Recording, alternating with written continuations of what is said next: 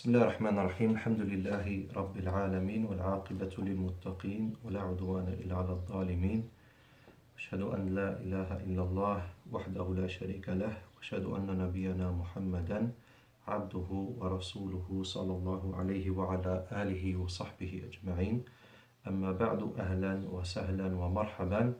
Welcome with all the brothers that are watching. May Allah subhanahu wa ta'ala ease for you learning the Arabic language. We stopped at we will start inshallah with the 22nd lesson of Arabiyyah to Bayna Yadayk, book 1 part 1, new version. We're still in chapter 2, but now or today inshallah I will start inshallah with you brothers with the new hiwar, the conversation at the bottom of the page. And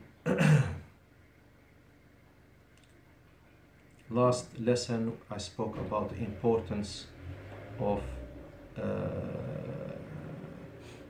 reading a lot, so it will increase your speed in reading the Arabic language. Inshallah, the more you read, the better you get in reading in a suitable speed. So for the slow readers, that is inshallah, after the success of Allah, that's the cure.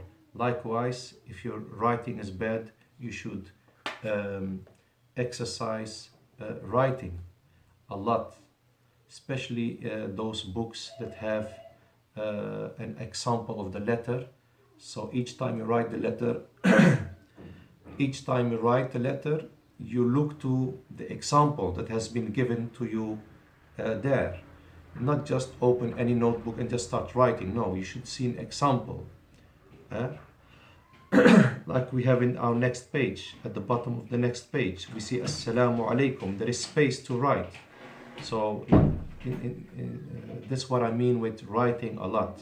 Okay, you copy. You have to copy, and that what you're copying has to be written solidly, my brothers in Islam. We're going to start with the new hiwar, my brothers in Islam. Al-hiwar al-awwalu. You can repeat. For those who are not reading properly the Arabic language, you can always repeat. Sometimes I will, forgive me for that, I forget to give you space and time to repeat.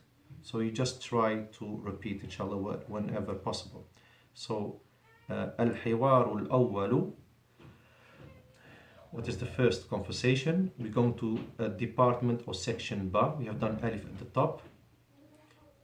We have an I, an air, and we have the repeat sign, the repeat symbol with the two arrows. So we have aynun, an I. We have air, what is? Udhunun with the dal. And when you say the dal, the little bit of the tongue comes out. Otherwise, it's a dal. So dal, you can feel tip of the tongue.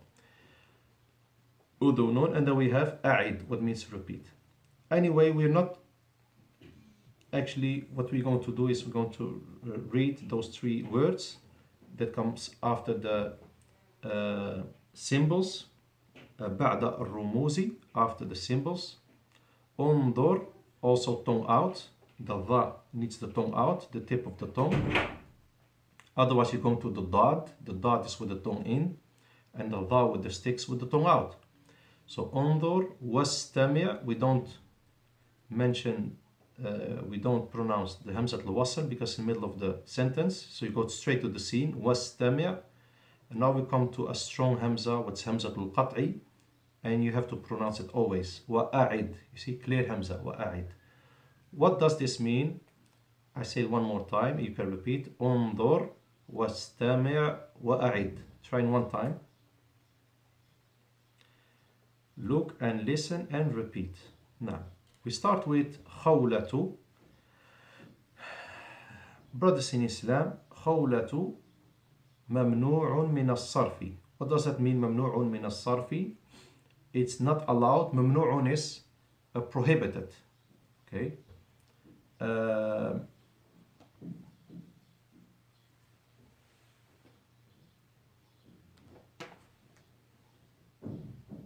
Mamnu'un means prohibited, forbidden.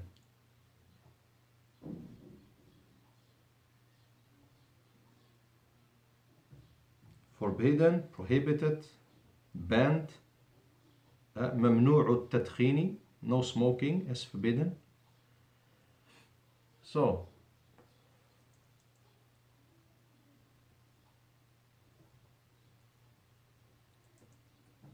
like you're writing, it's also good for me to write, because I might forget. You likewise, if you don't write, when hearing something that you have to write, you might forget as well. So ممنوع من الصرف, it actually means that it cannot have nunation. Okay, it's not allowed to have to dhamma. And the sad that you see بين القوسين, between the two brackets, the sad, it's a sign that if you see that in a dictionary, الصاد بين قوسين, it indicates that it's not allowed to have يعني two dhamma, okay, or two fatha or two kasra. It has only one dhamma, and it can only have as well only one fatha in some situations, and will never have kasra, as you will know in the future, inshallah, these type of nouns. Anyway, ممنوع من الصرف. Okay. When I checked in the Arabic English dictionary in the Mawrid, it said that it means indeclinable diptote. This is what it means. Indeclinable diptote. That's what is ممنوع من الصرف. That's the meaning of this phrase, ممنوع من الصرف. But I think for young children, just tell them ممنوع من الصرف is the noun cannot have nunation. It cannot have two dhamma or two fatha or two kasra. That's, I think, the easy way of explaining it. Going back to the word, to the name khawlatu, what is a name also of a female companion. Khawla is a name of a female companion, and she has a hadith in Sahih Muslim. This female companion, radiallahu anha, khawlatu.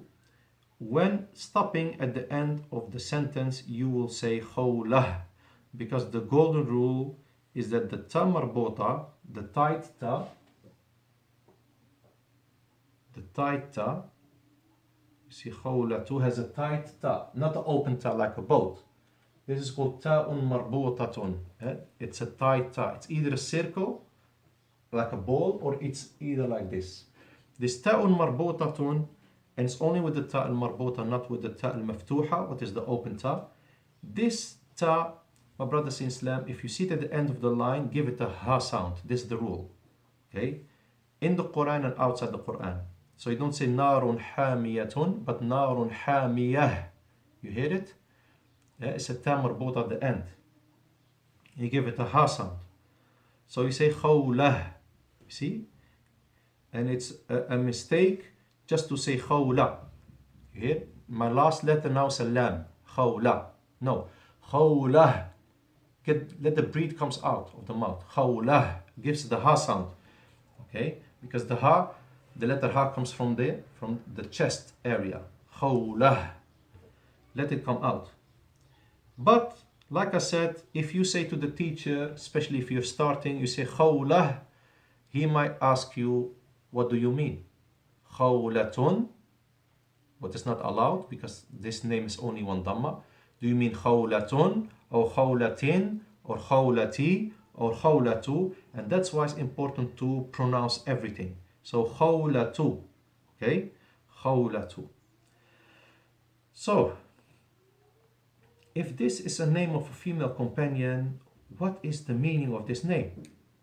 اسم علم عربي مؤنث. اسم علم عربي مؤنث. اسم علم, it's a proper noun.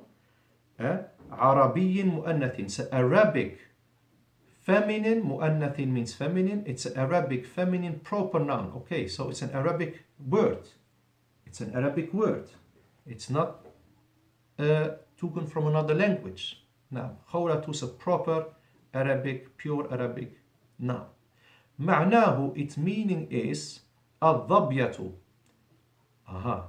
So khawlatu wa dabyatu muradifani. They mean the same thing. They're similar meaning. Okay, what's a dabyatu? I heard a place in the world with the word dabyun. Dabi. So what is dabyatun, this feminine word? So khawlatu and it means dabyatun. Wal mudakkar, and the masculine form is dabyun. Aha, dabyun is the masculine form. Wa minhu, and from the word, from its usages, Abu Dhabiyin. Aha. عاصمة الإمارات العربية المتحدة. Abu Dhabiyin, what's the masculine form? Dhabyun is the masculine form of Dabyatun. From that is the capital, عاصمة, what means capital, of الإمارات العربية المتحدة, the United Arab Emirates. United Arab Emirates. Brother in Islam, you talked a lot, but still we don't know what it means. Only thing we know is Dabyatun is similar to Khawlatun, because Khawlatu has one dhamma if it's a name of a female person. But outside the name, this also rule, outside the name, outside being a proper noun, it's used with two dhamma. You get me, brothers? So if it's a name of a woman, one dhamma. If it's not a name of a woman, and if you mean with it a deer or gazelle, because khawlatu means a deer or gazelle, a feminine deer or gazelle. You know this animal, my brothers? The deer or gazelle. If you mean with it the animal, you give it two dhamma. So khawlatun is a female gazelle, a female deer. Okay, brothers?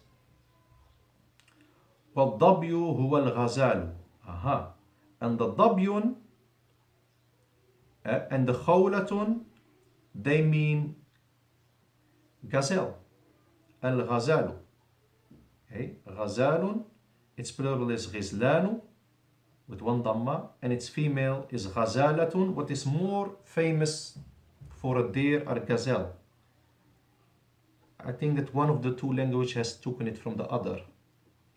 Either the English took it from the Arabs, or the Arabs took it from the English. You see, the gazelle, ghazalatun, very near each other. And I think that the gazelle used to be in the desert, and in England you don't have a desert. Anyway, so the feminine word is ghazalatun, and its plural is ghazalatun. Okay? So just repeating. Ghazalatu, it's a name of a female companion. It has one dhamma. Okay? And it means deer or gazelle. It's a feminine word. And if you point to a deer, you give it two dhamma. Ghazalatun. And its plural is ghazalatun. And it's similar to the word, we're sticking on the feminine now. We don't go to masculine, otherwise you get confused. It's similar to the word dabyatun, and it's similar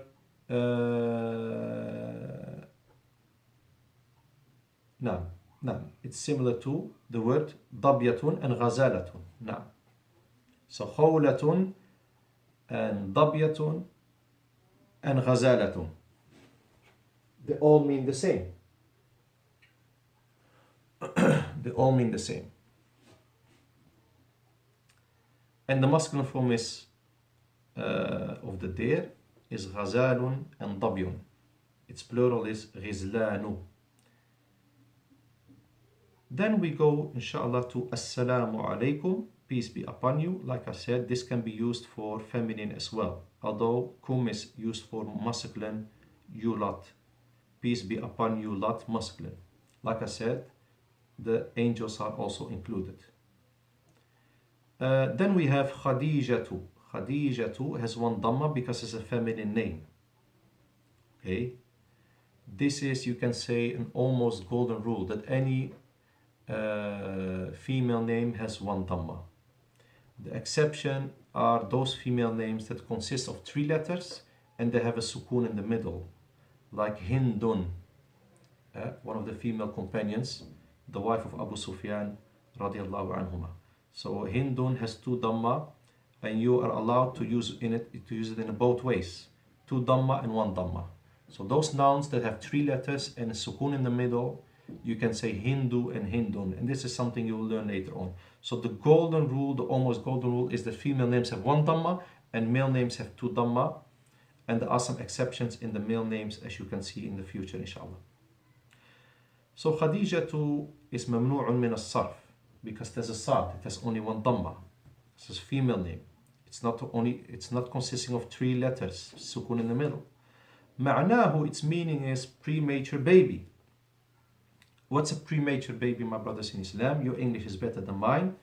It's a baby born before its time. It's a baby that's been born before the 9 months. فهي المولودة, so it's the baby. مولودة or مولودة. المولودة or مولودة is a baby or a newborn, and its masculine form is مولود. So it's the newborn قبل تمام أيام الحمل. What does that mean? قبل is before, تمام is completing, before the completing of the أيام الحمل, the days, because أيام is plural of يوم, days, before the completing of the days of the pregnancy. الحمل is the pregnancy. Akhi, don't worry about this kasra here and this kasra here. It's all to do with grammar. Okay? You will learn later on, inshallah, why a dhamma becomes a kasra in some situations. Now, وَتُقْلَبُ التَّاءُ, the ta is being turned, okay, as what? وَتُقْلَبُ التَّاءُ الْمَرْبُوطَةُ, the ta al-marbuta, not every ta, but the tight ta, okay, like the one we have here at the end. It turns a ha, like I told you before. في النطق, in pronunciation, not in writing. In pronunciation. Never write it a ha. Never say, okay, let me say khawlah, let me write it with a ha. No, it's still a ta. It's always a ta. You never change the letter. You just change the pronunciation. So it turns to a ha in pronunciation في النطق عند الوقف, when stopping, عندها, when stopping at that last letter. What is a ta marbuta, the last letter in the sentence.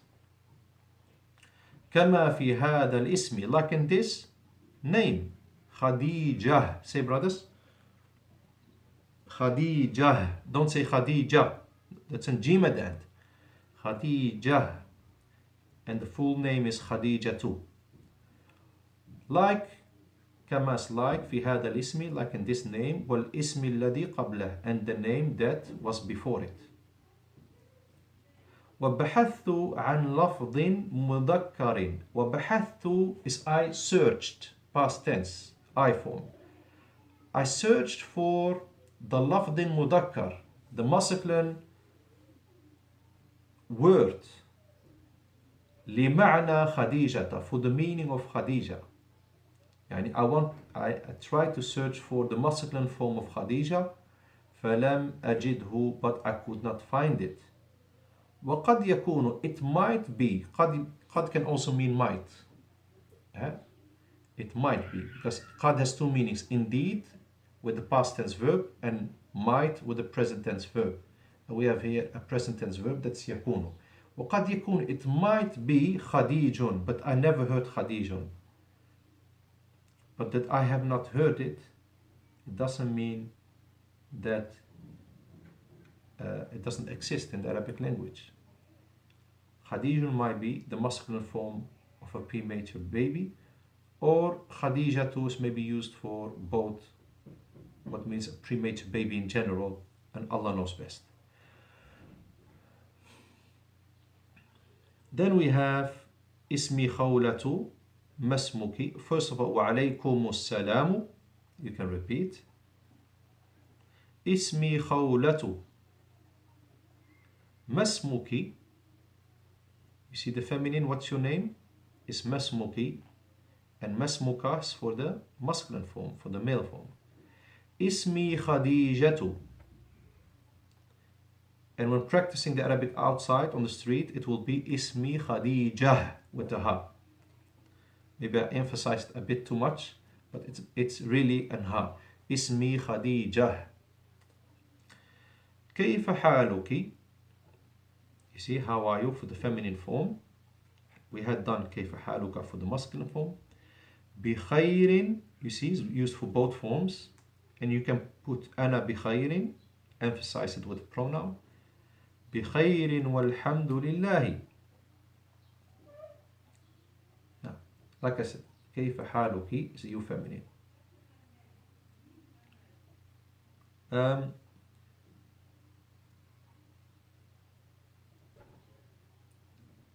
فائدة, there is a benefit. There is a benefit I want to mention here. اللغة العربية أدق. The Arabic language is أدق. What is أدق? Preciser. It's more precise. Okay, it comes from the word دقيق. دقيق is accurate or precise. Okay, it's linked to this word دقيق, accurate or precise. الدقيق is also flour that you use to bake bread with, but that's not in this context. So, اللغة العربية, the Arabic language, أدق is more precise, is preciser, is more accurate من اللغة الإنجليزية than the English language. Give me an example. Explain me that. ومثال ذلك, an example for that. تريد أن تقول بالإنجليزية, you want to say بالإنجليزية, in English, كيف حالك? Okay, how are you? وأمامك, in front of you, مجموعات من الناس. مجموعات is groups, and one group is مجموعة والتاء مربوطة. In front of you are groups of people. فهناك رجل, so there is a man standing there. وهناك امرأة, and there is a woman. هناك means there. وهناك أيضا, and there is also, أيضا is also, مجموعة من الرجال. So you have one man there, one woman there, all in front of you. And a group of men, مجموعة من الرجال, a group of men. رجال is plural of رجل. وهناك مجموعة من النساء, and there's a group of women, plural of امرأة. نساء, plural. Can you imagine? A man in front of you, a bit to the right, a woman a bit to the left, and then in the middle you have a group of men and a group of women.